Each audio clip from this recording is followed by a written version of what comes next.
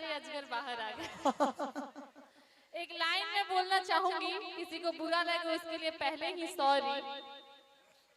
जिधर देखो इश्क के बीमार बैठे हैं, हजारों मर गए लाखों तैयार बैठे हैं।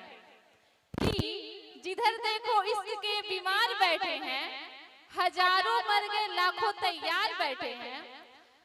बेरोजगार होते हैं लड़की के चक्कर में और कहते हैं कि सरकार की वजह से बेरोजगार बैठे। सुधर जाइए।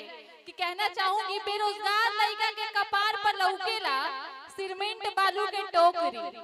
कि बेरोजगार लड़का के कपार पर लौकेला सीमेंट बालू के टोकरी, आ उहे लड़का के भाव बदलेला बाजार में जेकरा लगे होला सरकारी नौकरी।